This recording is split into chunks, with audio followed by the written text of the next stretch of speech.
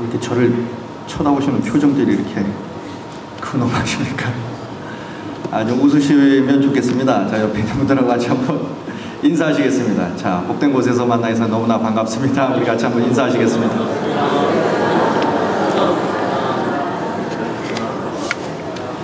네, 날씨가 너무 더워서 이럴수록 좀 웃으십시오. 두 개가 펴져야 삽니다. 하나는 낙하산은 펴져야 살고요. 또 하나는 얼굴이 펴져야 삽니다. 사람은요, 활짝 웃으시면서 사셨으면 좋겠습니다. 자, 오늘 본문 말씀에 보면요, 우리 주님께서 10명의 문둥병 환자를 고치시죠. 그런데 9명은 주님께 다시 그 중에 한 사람은 주님께 다시 돌아와서 감사를 하고 9사람은 어디로 갔는지 사라져 버렸습니다. 그럴 때 우리 주님이 도대체 그 9은 어디 있느냐, 이렇게 섭섭한 마음을 표출하시는 그런 본문의 내용이 오늘 본문의 내용이죠. 자, 그런데 오늘 본문 첫 번째 이렇게 보시면 우리 주님께서 지금 가고자 하는 어떤 목적지를 우리 주님께서 분명히 말씀을 하고 있습니다. 이 누가복음의 특징은 이겁니다. 누가복음은 이 저자가 누가인데, 누가가 예수님의 행적을 기록하면서 어디 정확하게 지명을 대면서 우리 주님이 어디로 가셨다 이렇게 기록하지 않았습니다. 한 마을에 가시다가, 길을 가시다가, 누가는 대체적으로 이렇게 예수님의 행적을 기록했습니다. 그런데 특별히 오늘 본문 같은 경우에는 우리 주님이 가시고자 하셨던 어떤 목적지를 분명히 말씀하셨어요. 예루살렘으로 가실 때에 우리 주님의 주된 사역은 갈릴리, 북쪽 갈릴리였습니다. 자, 그러던 예수님이 이제 남쪽에 있는 예루살렘으로 이제 내려오십니다. 특별히 오늘 이 누가복음 17장의 내용은 이제 예수님의 공생애 가운데 이제 끝부분에 해당하는 그러한 내용입니다. 그러니까 예수님께서 갈릴리에서 지금 예루살렘으로 내려가시는 이유는 십자가를 지시기 위해서 지금 내려가시는 겁니다. 구원의 대업을 지금 눈앞에 두고 계시는 거예요.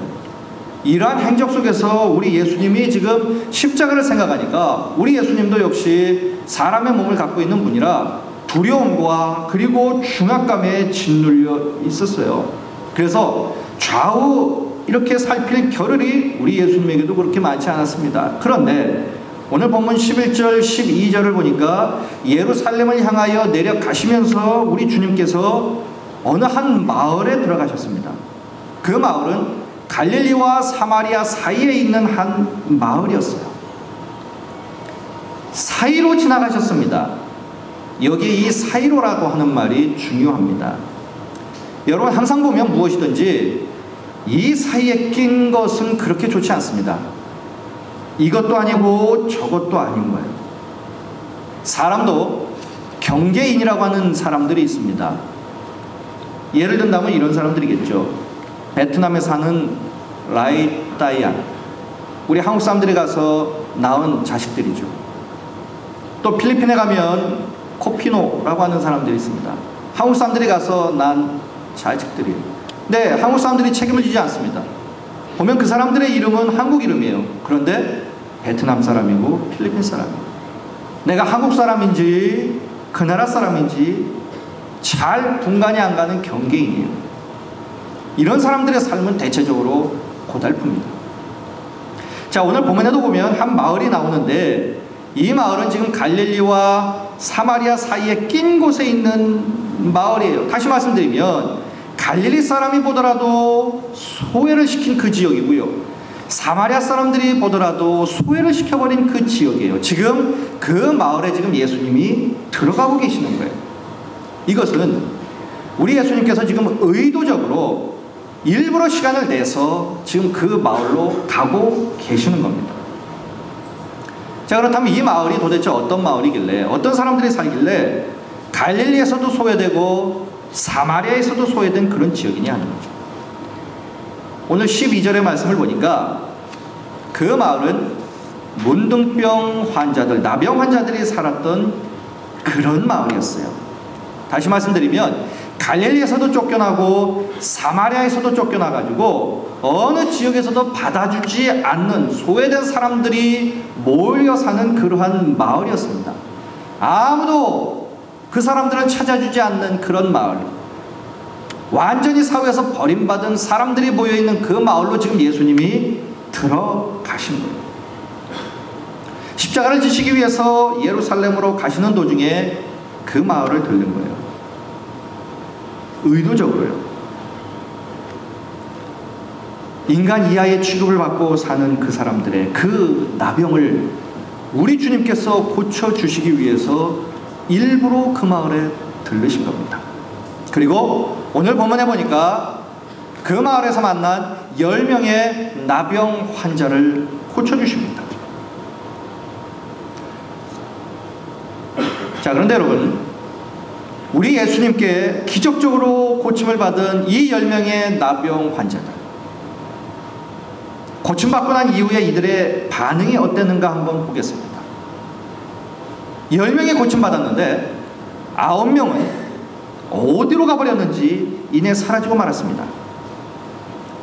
자, 이러한 그 9명의 모습을 보면서 17절을 보면 우리 주님께서 너무너무 섭섭해 하십니다. 도대체 10명이 다 깨끗함을 받았는데 9명은 도대체 어디로 가느냐? 탄식을 하시면서까지 우리 주님께서 실망을 표현하십니다. 자, 그런데 여기서 우리가 좀 중요하게 볼 것은 이 10명의 나병 환자들을 보면 이 사람들이 나병에 걸린 환자들이었지만 이 사람들에게 신앙이 전혀 없었느냐? 아니었습니다. 이 사람들에게도 분명 신앙이라고 하는 것이 있었어요. 먼저 이들에게는 기도가 있었습니다. 12절 13절에 보면 이들이 예수님을 보며 간절히 외치고 기도하는 부르짖는 그 모습을 우리가 볼 수 있습니다. 우리를 불쌍히 여겨달라고 하면서 절규하듯 기도합니다. 그러자 그들이 기도의 응답을 받아요. 고침을 받습니다.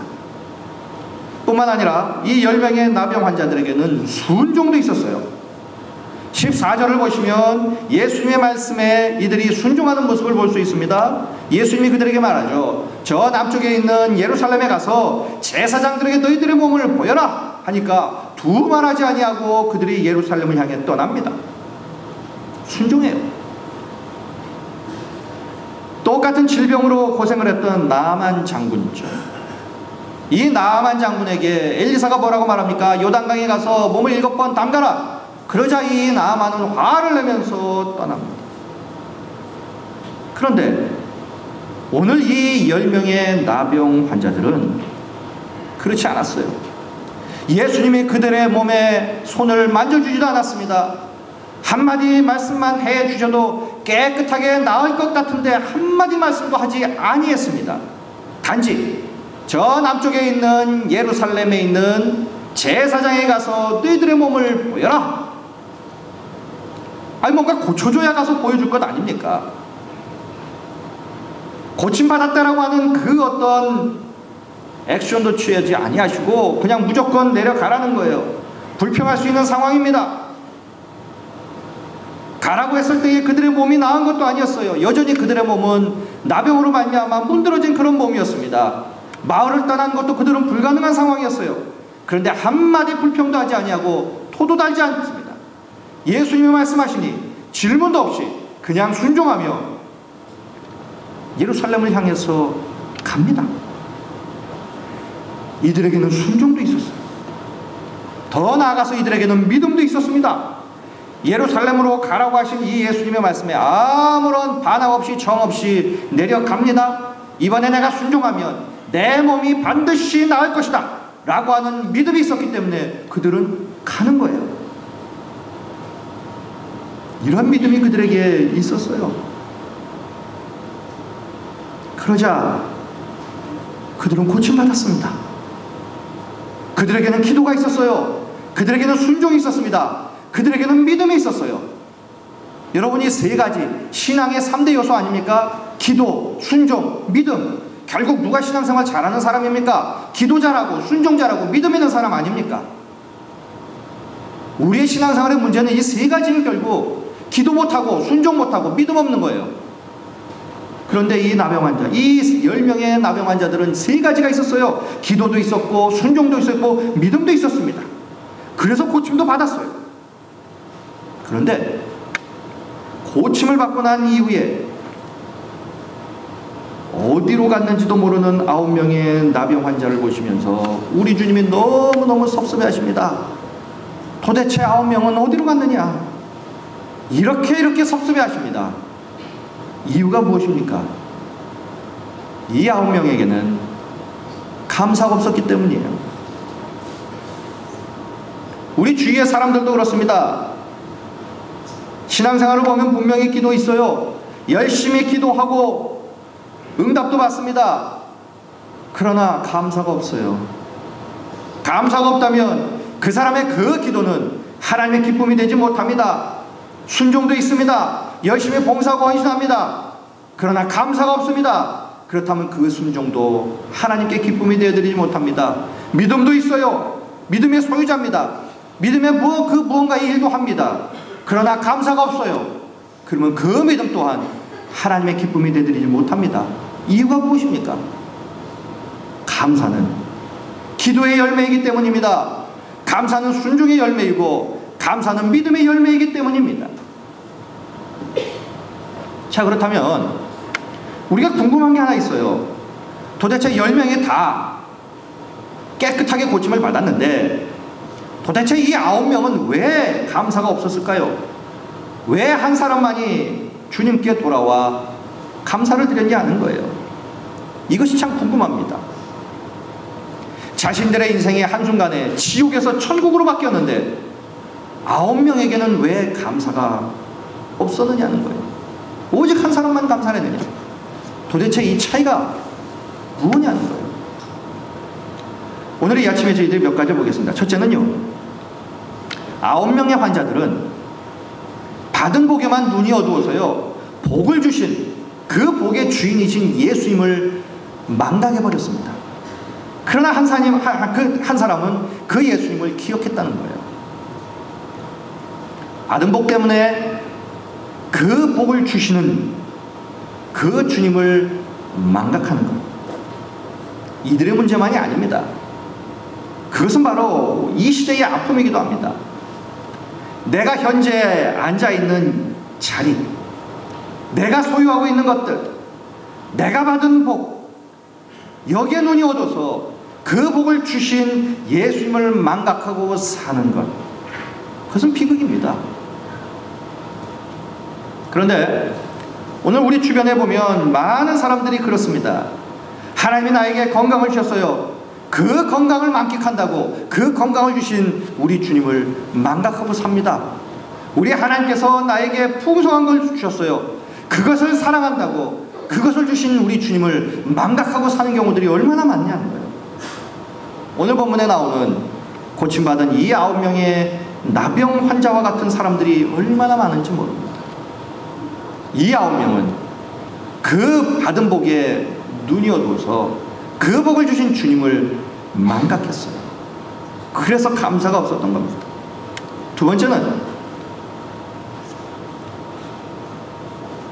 우리 주님께 돌아와서 감사를 드린 이 한 사람은 자신의 과거의 모습을 잊지 않았어요. 그러나 9명의 이 나병 환자들은 고침받는 즉시 자신들의 과거를 망각해버렸습니다.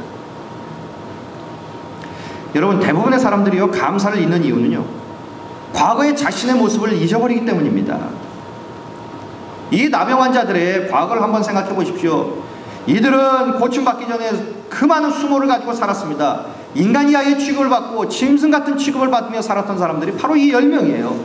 가족과도 같이 살 수 없었습니다. 마을 공동체에서도 같이 어울려 살 수 없는 사람들이었어요. 쫓겨난 사람들입니다. 사람이 아니었어요.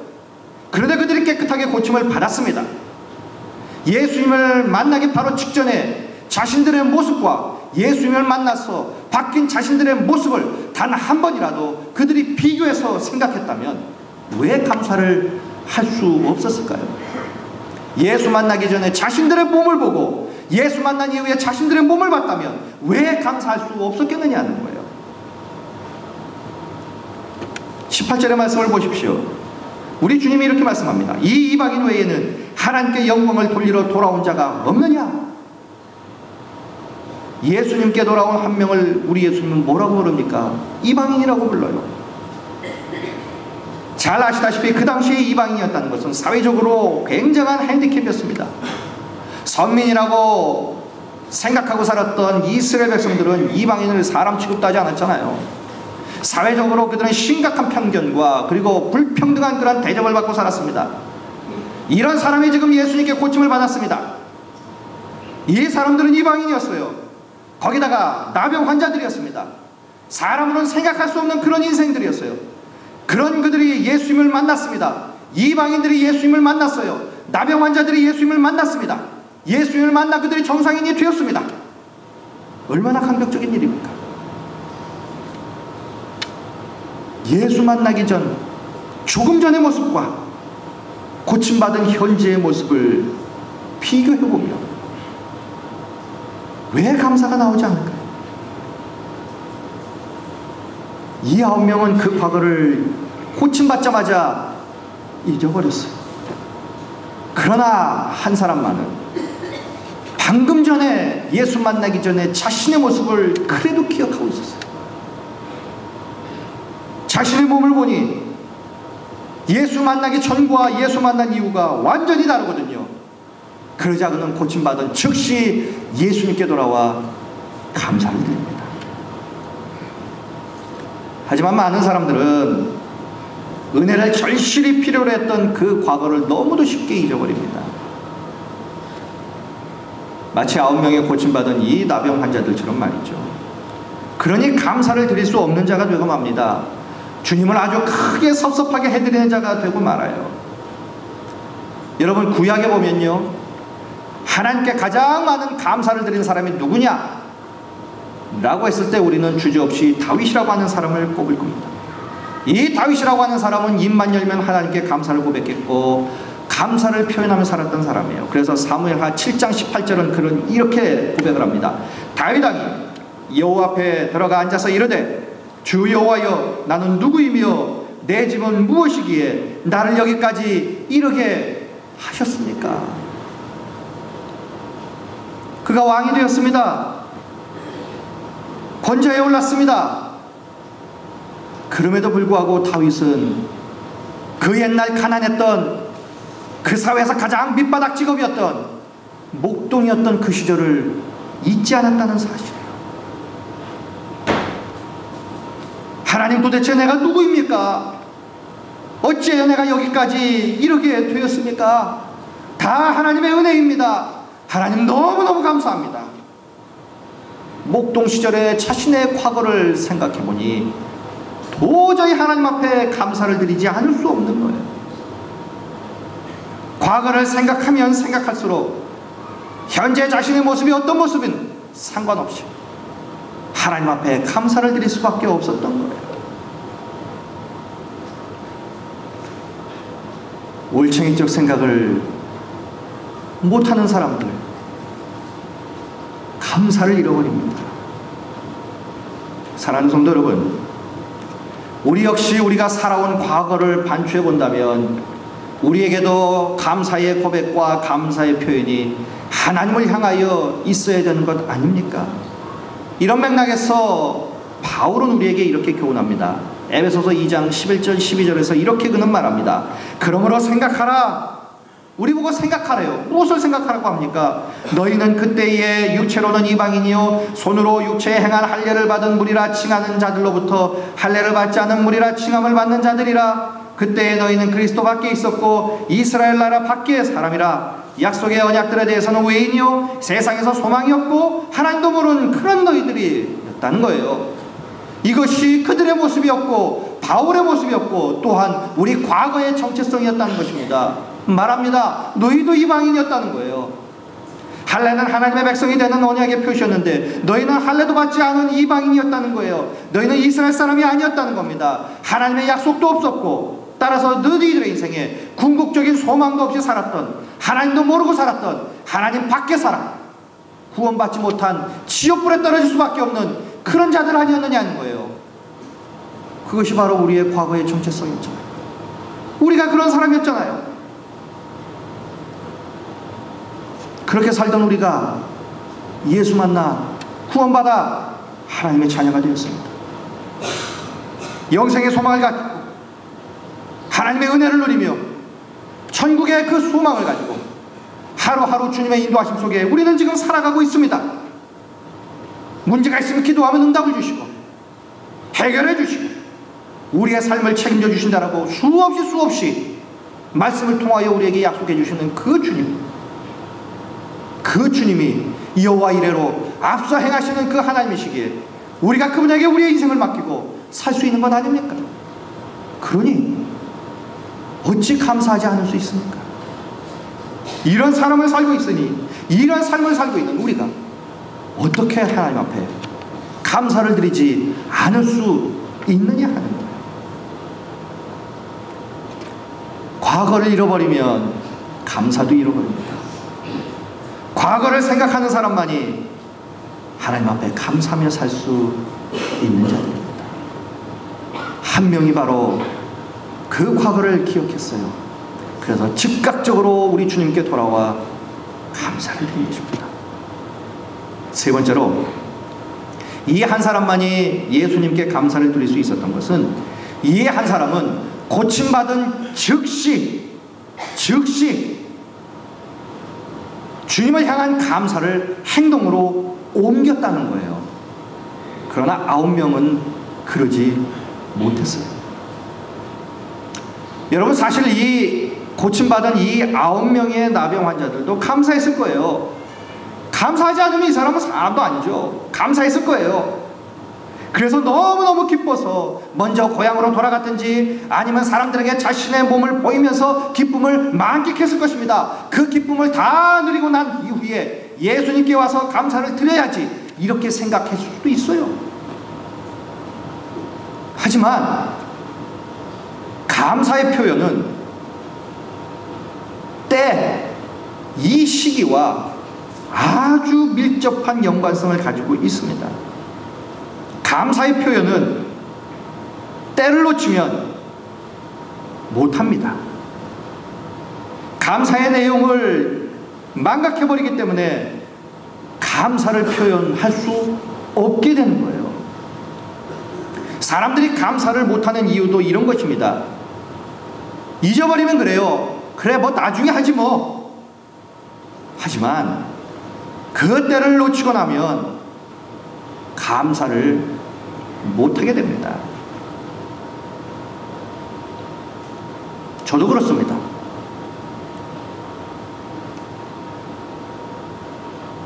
해마다 기억을 하고 싶어도 또 바삐 살다 보니까 결혼기념일도 잊어버리고 아내의 생일도 잊어버립니다. 그런데 다행스러운 것은 당사자도 잃어버린다는 거예요. 뭐 그러니 그냥 지나가죠. 그렇게 해서 지나가면 좋은데 꼭 보면 무슨 보험회사라든지 아니면 무슨 이삿짐 센터 회사라든지 이런 데서 뭐가 한 장, 편지가 한 장 날라와요. 보면 생일 축하드립니다, 결혼 축하드립니다 날라옵니다. 근데 꼭 보면 지나서 와요. 그걸 받으면 기억이 납니다. 그럼 이제 화가 나죠. 왜 안 챙겨주냐?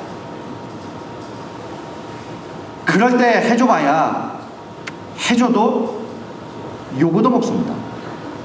해줘봐야 빚도 안 나요. 해주는 것도 왠지 못 썩습니다. 다 지나고 나니까. 여러분, 감사의 표현은 때가 있어요. 때를 놓치면 못하게 됩니다. 잊어버리게 돼요.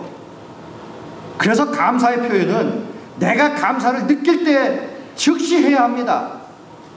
이 한 사람의 나병 환자가 그랬다는 거예요. 15절에 말씀해 보니까 그 중에 한 사람이 자기가 나은 것을 보고 큰 소리로 하나님께 영광을 돌리며 돌아왔어요. 바로 돌아왔습니다. 자신이 고침을 받았다는 사실을 알자마자 예수님께로 다시 돌아왔어요. 그리고 예수님의 발 앞에 엎드려서 고쳐주신 예수님께 감사를 드렸다는 거예요. 9명도 분명히 감사했을 거예요. 그러나 이 사람들은 때를 놓쳤어요. 그러자 우리 주님께 감사를 못 드리게 됩니다. 이 한 사람은 고침을 받은 즉시 예수님께 돌아와 감사를 드립니다. 그런 그에게 우리 주님은 드디어 이렇게 인쳐주십니다. 일어나 가라, 내 믿음이 너를 구원하였느니라. 그는 육신도 고침받았지만 영혼도 구원받은 거예요. 사랑하는 성도 여러분, 우리 모두는 다 영적인 나병 환자들입니다. 아니, 그 정도가 아니라 성경은 우리를 가리켜서 이렇게 증언합니다. 허물과 죄로 죽었던 자들이다. 우리의 과거는 허물과 죄로 죽었던 우리였습니다. 그렇게 형편없는 우리에게 그 누구도 찾아와서 우리에게 구원을 주지 않았습니다. 그런데 예수님이 우리의 인생길을 만드시면서 우리의 인생 속으로 들어오셨어요. 당신이 친히 진리의 길이 되셔서 하늘에서부터 우리의 인생 속으로 들어오셨습니다. 십자가의 보혈로 말미암아 우리의 썩은 영혼들을 깨끗하게 살리셨습니다. 눈보다 더 희게 하셔서 하나님의 자녀가 되게 하셨고 은혜의 주인공이 되게 하셨습니다.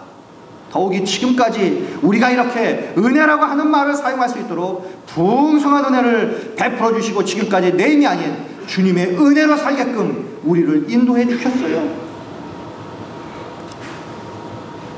이러한 은혜의 주님 앞에 우리가 보여드려야 할 태도는 어떤 것입니까? 풍성한 주님의 은혜에 우리는 어떤 반응을 보이며 살아야 합니까? 우리 한 사람 한 사람을 보시면서 우리 주님은 지금 또 어떤 마음이실까요? 혹시 우리가 오늘 본문에 나오는 9명의 나병 환자들처럼 우리가 하나님 앞에서 주님의 마음을 섭섭하게 해드리고 있는 우리의 삶은 아닙니까? 오늘 우리는 지금 맥주 감사 주일 예배를 하나님께 드리고 있습니다. 이 시간 우리가 이것을 한번 생각해 보셨으면 좋을 것 같아요. 그렇다면 나는 9명의 그룹에 속한 그러한 사람인지 아니면 한 사람의 그룹에 속한 사람인지 우리 자신을 돌아보시면서 하나님을 향한 중심 어린 감사를 드리는 자, 그런 하나님의 사람이 우리는 되어야 할 것입니다. 우리가 지금까지 복을 받았어요. 복을 받았다라고 하는 것은 복을 받은 즉시 모든 것이 다 끝났다는 종착점이 아닙니다. 복을 주신 하나님을 이젠 내가 더 이상 볼 일이 없다고 생각하는 이러한 생각으로 사는 것이 아닙니다. 그러나 사람들은 그래요. 복을 받았으면 이제는 주님과 더 이상 볼 일이 없는 거예요. 내가 원하는 것을 받았기 때문입니다. 그리고 그 복을 주신 주님과 관계없는 것처럼 사는 사람들이 많다는 거예요. 이런 사람들은 감사가 없을 수밖에 없죠. 우리는 그렇게 살아서는 안 됩니다. 오히려 하나님의 은혜를 받았다면 이제는 하나님의 자녀로 새로운 삶을 드리고 새로운 기도를 드리고 새로운 순종과 새로운 믿음을 드림으로 어느 상황 중에도 하나님의 섭리를 우리가 굳게 믿으며 오직 감사만을 고백하고 표현하고 드리는 우리 모두가 되어야 할 줄로 믿습니다. 사랑하는 성도 여러분, 감사가 무엇입니까? 감사는 오늘 설교의 제목처럼 그 풍성한 하나님의 은혜에 대한 당연한 반응입니다. 반응. 은혜를 받으셨으면 당연히 드려야 할 반응이 바로 감사라고 하는 겁니다. 은혜에 대한 반응을 그래서 감사로 잘 하셔서 하나님을 크게 기쁘게 해드릴 뿐만 아니라 더욱 풍성한 은혜를 또한 받아들이며 사시는 감사에 능한 자가 되시는 우리 모두가 되시기를 주님의 이름으로 간절히 축원드리겠습니다. 자, 이 시간 우리에게 지금까지 은혜 베풀어 주시고 특별히 우리를 위하여 희생하신 우리 주님, 그리고 우리에게 영생을 주신 우리 주님, 우리 주님께서 오늘 이 시간 우리에게 또 소중한 식탁을 마련해 주셨습니다. 오늘 이 귀한 식탁으로 저희들을 초대하셨습니다. 오늘 이 식탁에서 다시 한번 우리 주님께서 우리를 위하여 떼어주신 몸과 흘리신 보혈을 다시 한번 나누시는 가운데에 더 큰 감사를 우리 하나님 앞에 드리는 그런 귀한 시간 주님 안에서 갖기를 간절히 소원합니다. 자, 이 시간 우리 다 같이 기도하시겠습니다.